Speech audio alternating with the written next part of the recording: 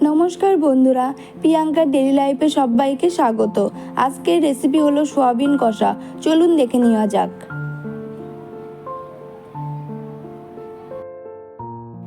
আমি এখানে 1 চিমটে লবণ দিয়ে সোয়াবিন ভাপিয়ে নিয়েছি আর কিউব করে আলু কেটে নিয়েছি।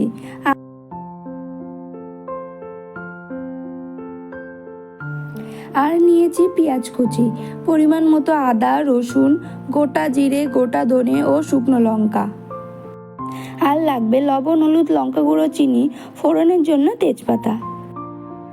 এরপর মিক্সিং জারের মধ্যে সমস্ত গোটা মশলা দিয়ে 1/2 কাপ জল দিয়ে একটা স্মুথ পেস্ট করে নিলাম।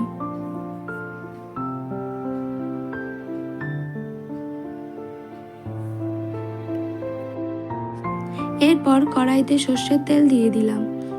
তেল গরম হয়ে গেছে, কেটে রাখা আলু দিয়ে দিলাম। পরিমাণ মতো লবণ ও হলুদ দিয়ে আলুগুলোকে লাল লাল করে ভেজে তুলে নেব।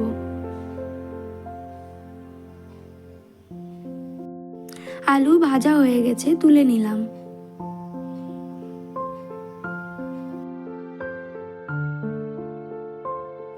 এরপর ওই তেলে 2টি তেজপাতা ফোড়ন দিয়ে অল্প কটা চিনি দিয়ে নেড়ে পেঁয়াজ কুচি দিয়ে দিলাম।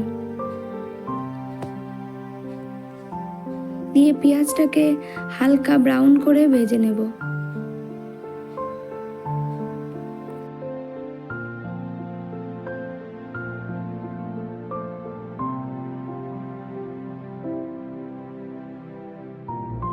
পেঁয়াজ ভাজা হয়ে গেছে, বেটে রাখা মশলা দিয়ে দিলাম।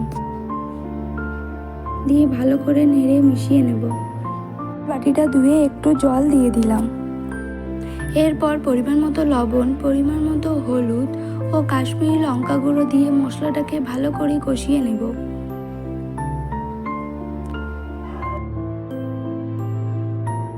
মশলাটা ভালো করে কষানো হয়ে গেছে, মশলা থেকে ভালোভাবে তেল ছেড়ে দিয়েছে। এরপর ভেজে রাখা আলু ও সোয়াবিন দিয়ে ভালো করে কষিয়ে নেব।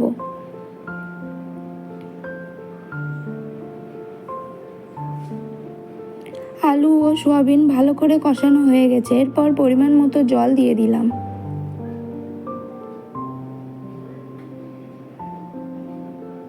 এবার গ্যাসের ফ্লেম হাইতে রেখে 5 মিনিট ফুটিয়ে নেব।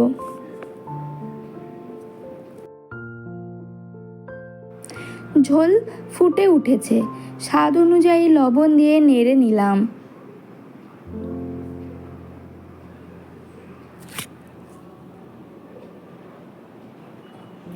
এরপর 1/2 চামচ গরম মশলা গুঁড়ো দিয়ে নামিয়ে নিলেই রেডি সোয়াবিন কষা।